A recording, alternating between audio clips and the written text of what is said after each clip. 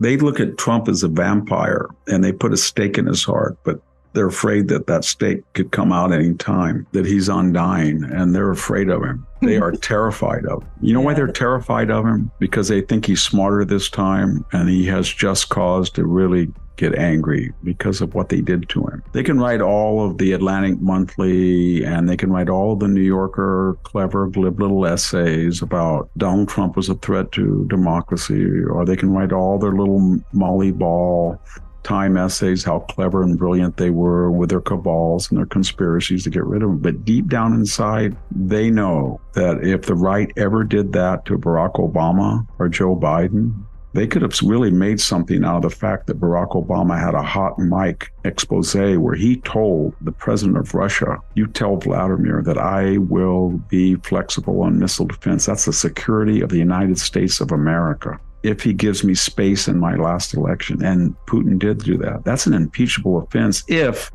a phone call to Ukraine is. So they understand that the right could have done that to them. And they understand now the right probably will do that to them for their own survival. And they are scared. They're saying that if a MAGA candidate wins and they win the House and the Senate, we're cooked, because they're going to get special prosecutors and they're going to go after the Biden family like they've never gone after anybody. And they're going to find stuff because we know Joe is crooked. And then they're going to go after Merrick Garland and they're going to go after Mayorkas, and they're not going to stop. And that's why they're scared. And they're going to do everybody thinks that the danger passed, they got what they wanted. No. You're never going to see anything like what they're going to do in 2024. All of this could have been reconciled. All they had to do was say Donald Trump should not be president, if that's what they believe. And we're not going to do any lawfare. We're not going to try to change the voting laws. We're not going to pack the court. We're not going to let in 2 states. We're not going to try to abolish the Senate filibuster. We're not going to try to change the voting ID laws. We're just going to play under the rules that we have. We don't need $419 million by Mark Zuckerberg infused. We don't need Sam Bankman-Fried, the crook, giving us $100 million. We're not going to go under the radar with George. So we're just going to show you, the American people, how we think Donald Trump should not be president, and we'll have a fair, and they can't do that. They don't trust themselves. They think, you know what? Anybody in his right mind would close that border right now.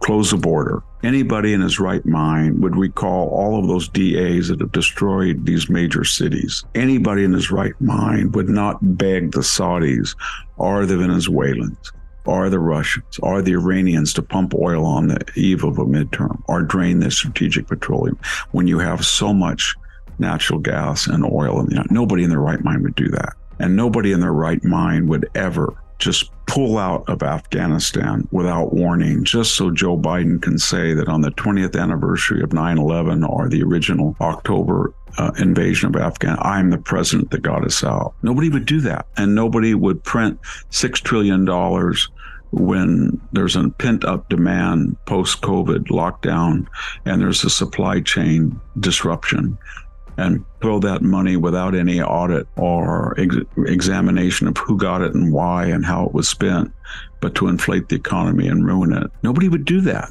And so they know that. And they know that they can't take that record to the American people. They have a deductive mind because they're ideologue. So they start with the premise that we're for social justice and for equity of result. And so we're morally superior and smarter than anybody else. And therefore we are entitled to do things that other people don't do. And so if under the cover of COVID and frightening people about COVID, we can change all the voting laws so that 30% instead of voting absentee and early voting shall become 70% in most states with very little audit of the level necessary to authenticate most ballots. They just do all this stuff because they start with the deductive principle. We are better. This is the vision, and therefore the following must happen.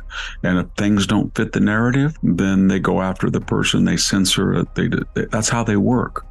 And if you keep that in mind, then everybody makes sense. And what I'm saying is they go on from one lie to the next. So everybody now knows that Donald Trump, we just discussed it, was impeached for things that Joe Biden got away with. Okay. Everybody knows the laptop was authentic.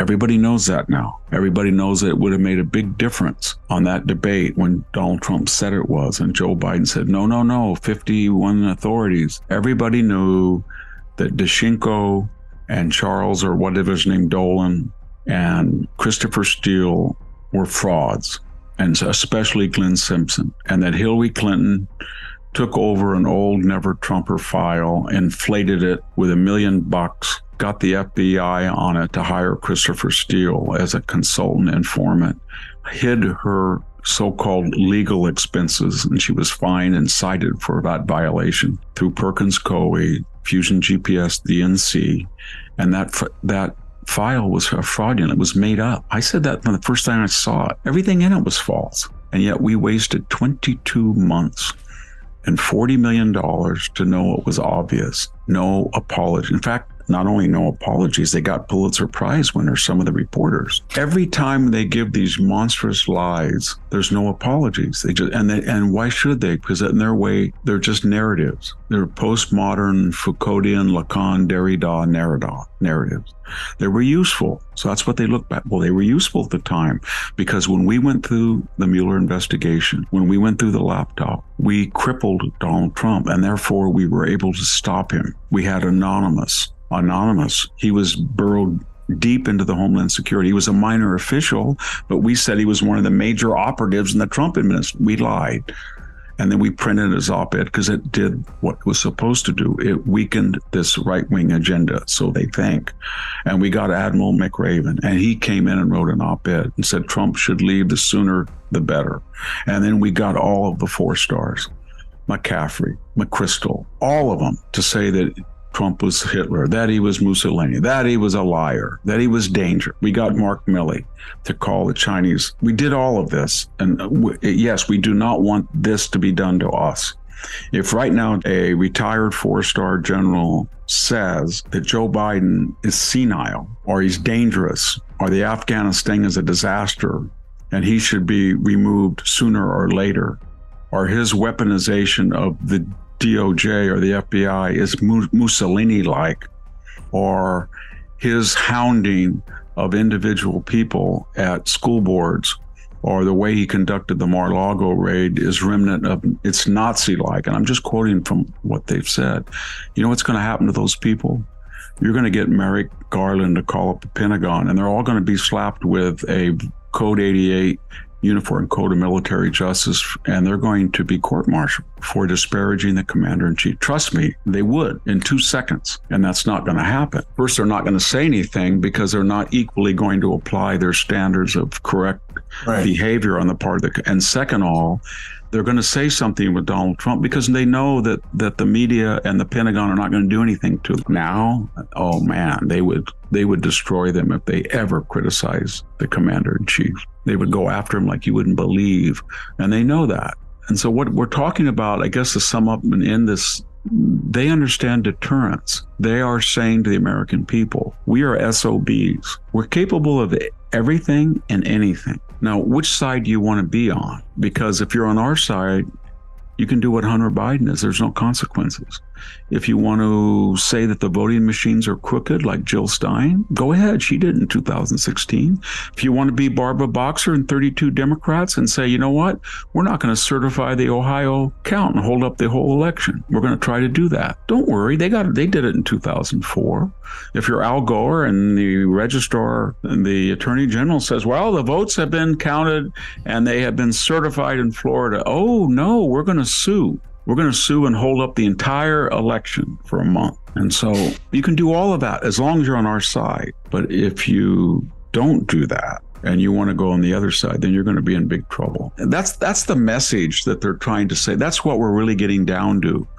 Join the winning side. It's sort of like in the Soviet Union. If you're part of the nomenclatura and you join the party, you're exempt. If you're not, well, you're on your own. People say to me, well, you're an academic and you spent your whole life.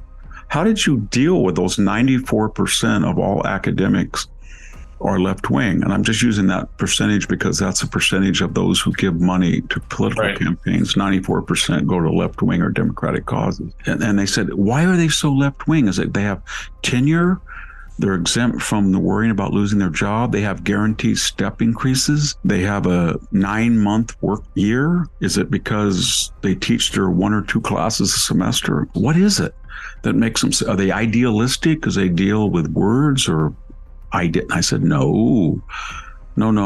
They understand if you want to get tenure and you want to be promoted and you want to be liked, you just parrot the majority cause. If it paid better, they'd be fascist.